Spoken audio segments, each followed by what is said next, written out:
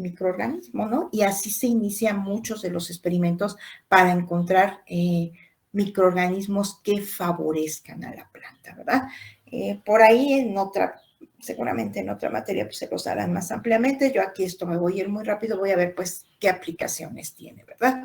Ya, o cómo se usa el cultivo de tejidos vegetales en esto, ¿sí? Acuérdense que la rizosfera pues va a ser la capa de suelo que está pegadita a las raíces, ¿verdad? Esa es lo que nosotros conocemos como rizosfera y va a ser un ambiente bien particular que ha sido modificado por la presencia de las plantas ahí, ¿verdad?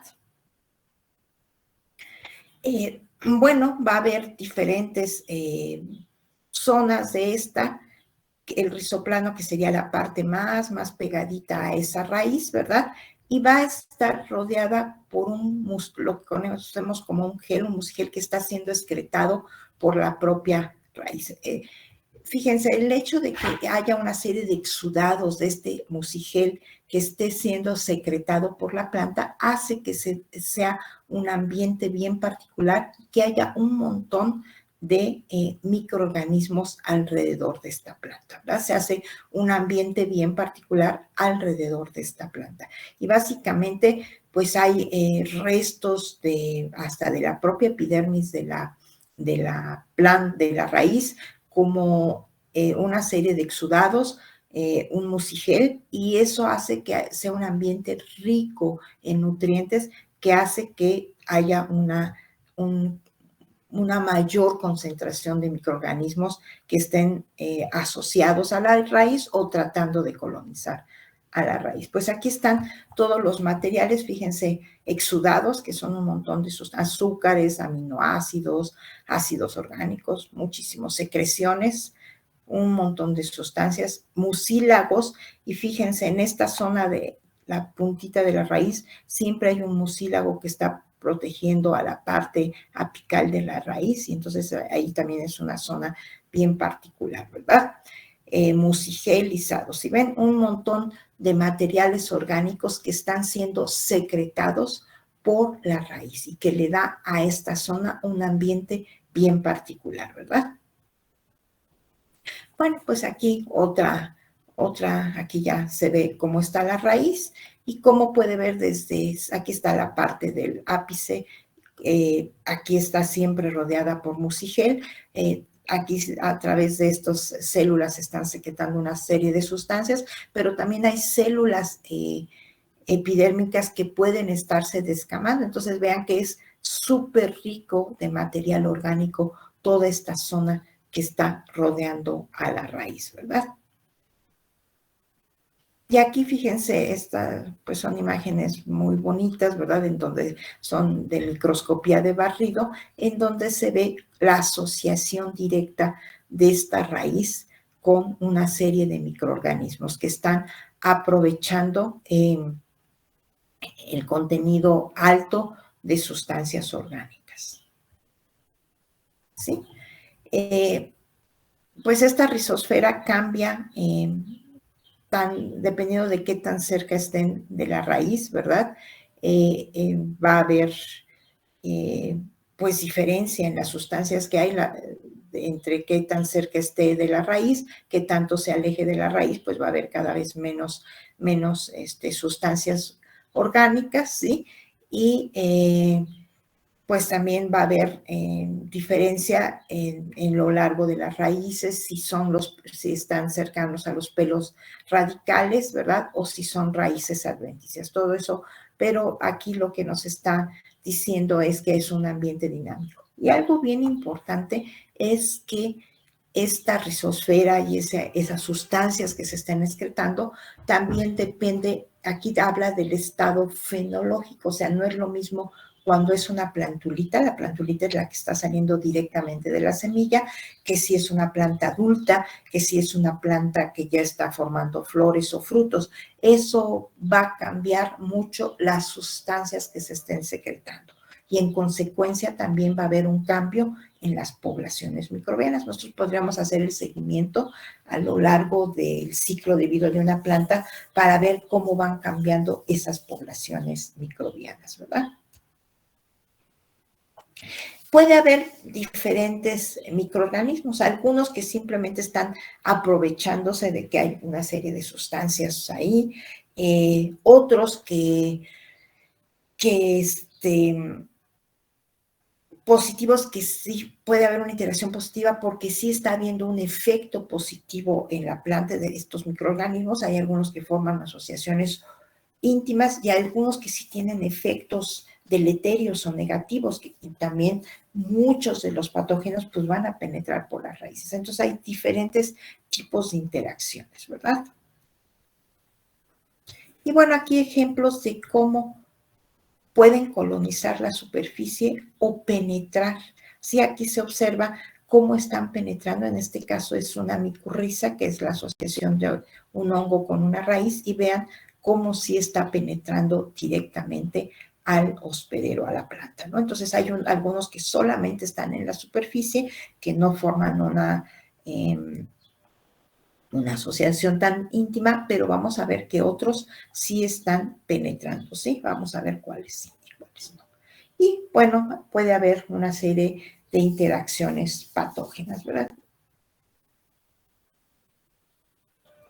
Bueno, aquí uno de los ejemplos más conocidos de interacciones simbióticas, que sería, por ejemplo, la asociación de Rhizobium con leguminosas, ¿verdad? Aquí vemos cómo, por ahí vamos a ver una practiquita más adelante, ¿verdad? De esta bacteria que se asocia con leguminosas. ¿Y alguien sabe qué hace esta bacteria cuando se asocia con las leguminosas, chicos? Pues son fijadoras de nitrógeno. Son fijadoras de nitrógeno, ¿verdad? Fíjense, aquí es muy claro, estos son los nódulos que se forman cuando se hace esta asociación, y vean que estos nódulos son de color rojizo. Cuando son de color rojizo o rosita, esto quiere decir que son nódulos activos. Estos nódulos tienen una sustancia que se llama hemoglobina, que está captando el oxígeno, que está haciendo anaerobio el ambiente de este nódulo, porque la enzima que fija nitrógeno, que es la nitrogenasa, actúa en condiciones de anaerobiosis, ¿no? Entonces, cuando uno ve que estos nódulos son rositas o rojitos, quiere decir que este nódulo es activo, que está en realidad haciendo este Rhizobium un proceso de fijación de nitrógeno, ¿verdad? Pues aquí diferentes ejemplos. Aquí primero colonizando, hay una entrada al pelo radicular y forma el nódulo. Y aquí como se ven adentro de los nódulos estos bacteroides. Incluso, no sé si en alguna materia después lo vayan a ver o ya lo vieron, estas se llama bacteroides porque dentro del nódulo tienen una morfología totalmente diferente de cuando son de vida libre. De vida libre son bacterias gram negativas. Cuando entran al nódulo, pues tienen morfologías características y se conocen como bacteroides, ¿verdad? Y aquí, bueno, perdón, se ve cómo está en la entrada al nódulo, cómo se empieza a encurvar. Aquí se ve cómo está entrando al nódulo, a la raicilla, hasta formar los nódulos, ¿verdad? Bueno, pues por ahí diferentes, ya esto lo van a ver, realmente no es tema, simplemente quiero que sepan que pues entran, son una serie de organismos que pueden penetrar a la planta y que entran y en este caso forman un nódulo que tiene características de ser que da condiciones de anaerobiosis, ¿verdad? Y es una asociación íntima que le permite a la bacteria, pues fijar nitrógeno, proporcionar nitrógeno a la planta, y la planta le proporciona carbohidratos, ¿verdad? Fíjense aquí, pues, diferentes ejemplos de nódulos, ¿verdad? Algunos de ellos muy, muy pequeñitos. Hay otros ejemplares que tienen nódulos realmente muy, muy grandes, pero es característico. Bueno, se sabe que estas leguminosas, pues generalmente, pues aportan mucho nitrógeno al suelo, ¿verdad? Y bueno, también sabemos que ya, pues de manera empírica sabemos que todas estas leguminosas, pues tienen un gran contenido de proteínas, ¿verdad? También hay otro tipo de bacterias que conocemos como bacterias PGPR, ¿verdad? Y estas bacterias ayudan, tienen muchos efectos en las plantas. Estas bacterias no forman una asociación tan íntima, simplemente están viviendo alrededor de la planta, ¿verdad? No es una asociación tan íntima como pudieran ser las leguminosas, ¿verdad? Algunas fijan nitrógeno, pero son mucho menos eficientes, puesto que no forman una asociación en que les permite estar en condiciones de anaerobiosis. Ojo, producen hormonas, ¿verdad? Que realmente serían reguladores de crecimiento, pueden producir, muchas de ellas producen auxinas, ¿verdad? Tipo auxina, ¿verdad? Que hace que haya un mayor crecimiento de la raíz, pueden ayudar en el proceso de nodulación para Rhizobium, tienen la capacidad de que facilite la asimilación de nutrientes, dando ciertas condiciones en el suelo, como es la formación de sideróforos, que son sustancias que atrapan sobre todo fierro y que lo hacen más accesible a la planta. Y también se ha visto que protege contra algunos patógenos. Entonces, estas bacterias PGPRs son muy importantes. Una de las más importantes es Pseudomonas fluorescens, ¿verdad? Se encuentra asociado aquí, fíjense, PGPR dice Plant Growth Promoting Rhizobacteria, bacterias promotoras del crecimiento vegetal, ese es su nombre en español, ¿sí? Y sintetizan una serie, por ejemplo, esta Pseudomonas fluorescens, que es una de las más conocidas, pues produce muchas fitohormonas, ¿verdad? Aminoácidos y otros promotores. Y ayuda, fíjense, a solubilizar fósforo y que sea accesible. Pueden hacer eso en la rizosfera o, les digo, producen estas sustancias que se conocen como sideróforos que convierten o que pueden hacer que sea asimilable el hierro, ¿sale?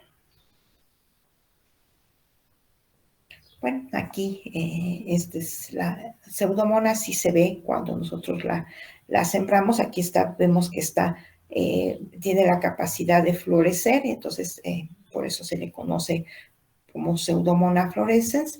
Y también hay otras, por ejemplo, Acetobacter o Azospirillum.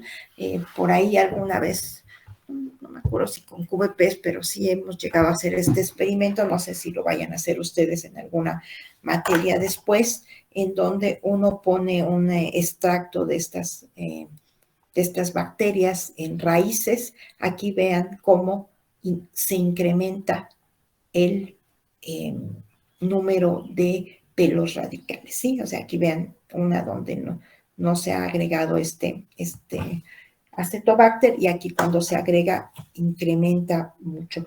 Generalmente varios de estos, como Acetobacter o Azospirillum, actúa más bien como con gramíneas. Aquí el ejemplo con maíz, este es un ejemplo con maíz. Yo me acuerdo que alguna vez lo hicimos en el laboratorio para una práctica con maíz, y es realmente impresionante cuando pone el extracto de estas bacterias, cómo aumenta el número de pelos radiculares, ¿verdad? Y también con caña de azúcar, ¿verdad? El aumento de pelos radiculares es bastante evidente, ¿verdad? Entonces, son bacterias que se han usado, que se usan y que se pueden agregar como biofertilizantes, ¿verdad?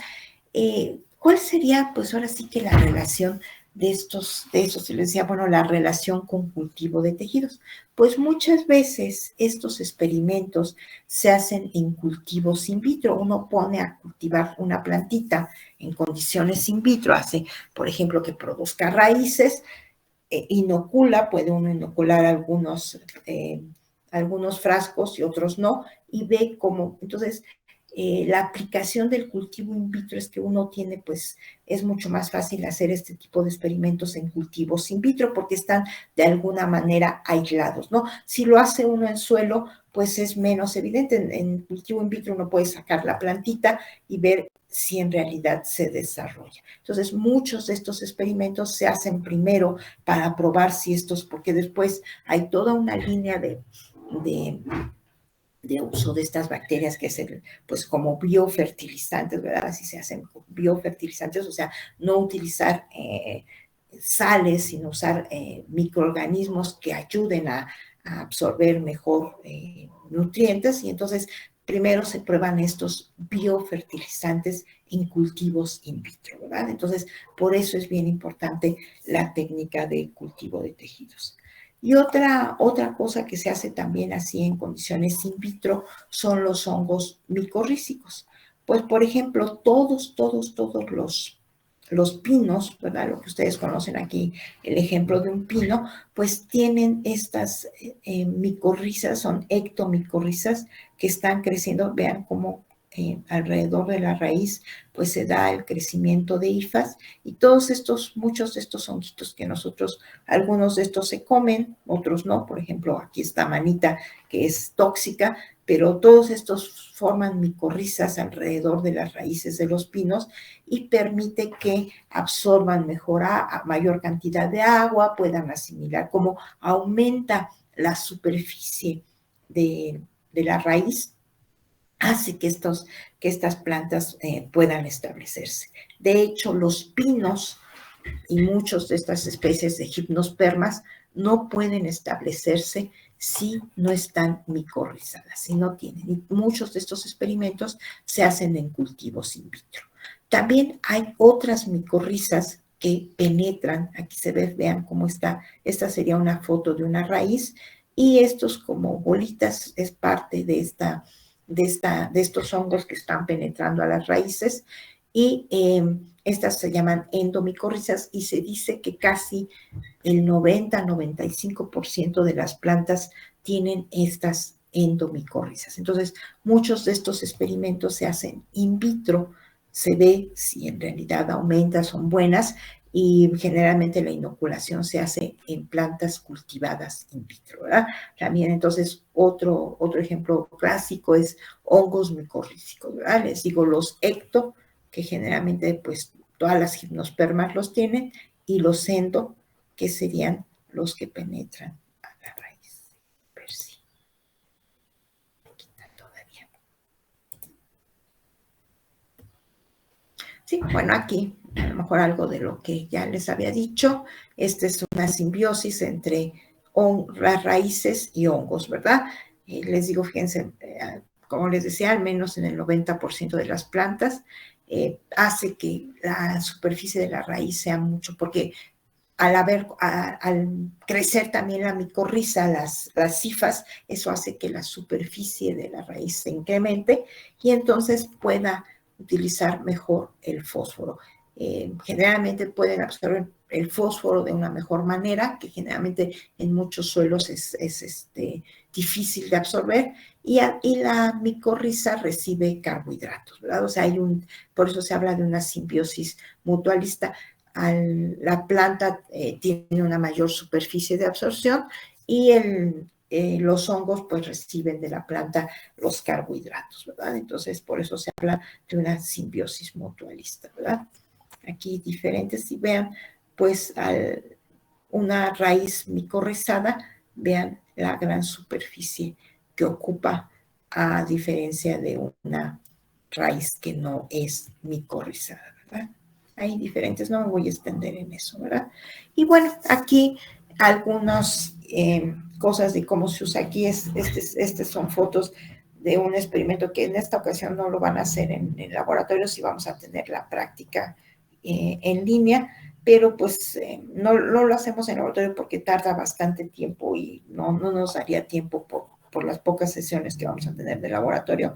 Pero fíjense, aquí está cultivado, este es un trébol que está cultivado en condiciones in vitro, y vean estas bolitas, seguramente si las alcanzan a ver, pues está inoculado con Rhizobium. Y aquí lo que uno hace, pues ya a partir de esto uno puede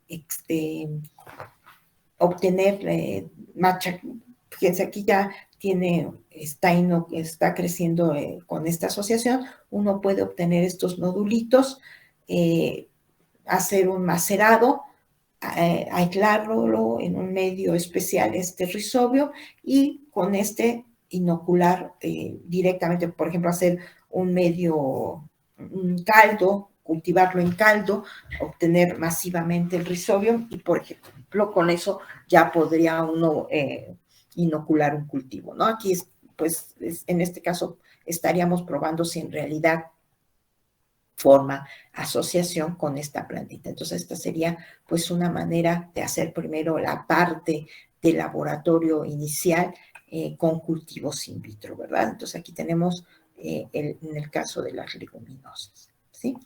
Aquí, fíjense, cultivos bioreactores que se hacen con puras raíces, o sea, aquí estamos obteniendo puras raíces y para que se pueda después hacer la asociación con algún microorganismo, ¿no? Aquí también se cultivan en bioreactores puras raíces, ¿sí? Después vamos a ver algunos ejemplos de plantas transformadas en lo que se obtiene esto, y al tener puras raíces uno puede, por ejemplo, establecer la asociación, hacer que se establezca o que se haga mayor número de nódulos y obtener pues estos biofertilizantes. Creo que esta ya es la última. Compartir, ¿sí? Bueno, pues estos serían ejemplos, o sea, es rápido nada más, realmente no me voy a extender mucho en este tema, nada más para que vean que estas técnicas de cultivo in vitro permiten hacer estas asociaciones y pues empezar toda la vía de obtención de biofertilizantes. Primero se hace en condiciones in vitro para después propagarlo masivamente y luego ya inocular pues algún cultivo, ¿no? O sea, hay toda una línea de investigación en biofertilizantes, en lo cual, les digo, se inicia siempre en cultivo in vitro. ¿Alguna duda o comentario, chicos, al respecto? No sé si esto ya o lo han visto o todavía no lo han visto en alguna otra materia, todo lo de rizosfera y estos microorganismos. No sé si lo estén viendo ahorita. Un poco de simbiosis en microbiología, me parece. Pero en microbiología todavía no llevan otra materia. No me acuerdo cómo se llama ahora la materia en donde ven eso. Creo que es más adelantito. Es ecología microbiana, ¿no? Yo creo que sí, yo creo que ahí van a ver eso. Y bueno, la primera parte de hacer, bueno, pues generalmente todos estos experimentos se hacen en cultivos in vitro. Por ahí les voy a dejar una tareita para que revisemos algunos de estos artículos de lo que se hace pues en cultivo in vitro y luego ya se hace para que me hagan ahí algún comentario de alguno de estos artículos, ¿sí? No sé si tengan alguna duda hasta aquí. Recuerden, este viernes, pues esperaríamos a los que no han ido, no fueron el viernes pasado. Creo que ya, de todas maneras, por cualquier cosa.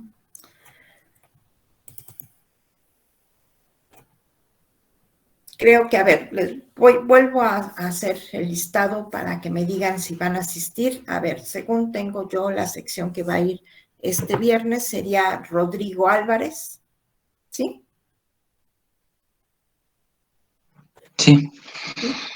Yareli.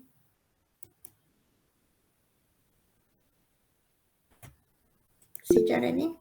Ya me contestaste, ya te vi en el chat. Yareli. Danca Gutiérrez.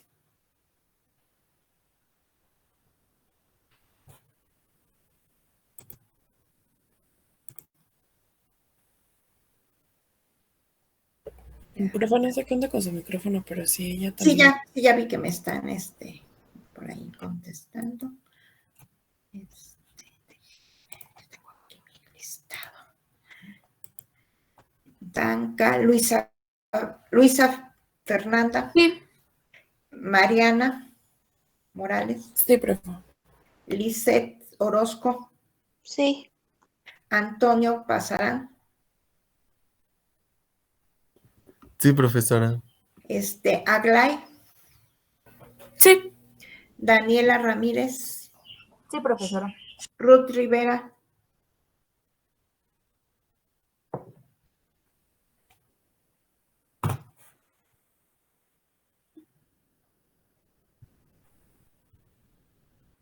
Muy, no sé si va ahí, no me contestó. Ana Georgina. Sí. Carol Torres. Sí, profesora. Esmeralda Valdés.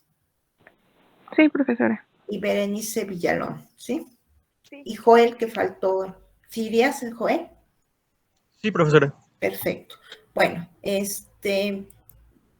ya recuerden, pues, otra vez el material. Acuérdense que es indispensable el mechero, ¿verdad? Las pinzas, unas tijeritas, la propipeta y su botella de 1,5 litros, ¿sí?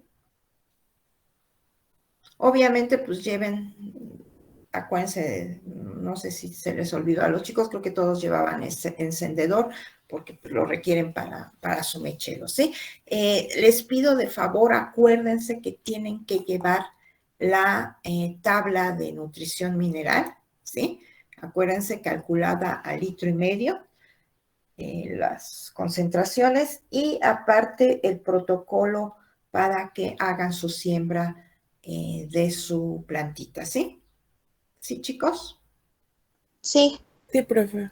Bueno, entonces, si no tienen ninguna duda de lo que tienen que llevar, nos vemos los que nos vamos a ver el próximo viernes, y si no, nos vemos el próximo miércoles. Por ahí voy a dejar algún ejercicio para que revisen sobre este último tema, ¿sí? Sí, profe. Gracias. Sí, Sí, Bueno. profesora. gracias. Entonces nos vemos el próximo viernes, los que nos vamos a ver el próximo viernes, ¿sale? Sí, pues hasta luego. Hasta luego. Buen día.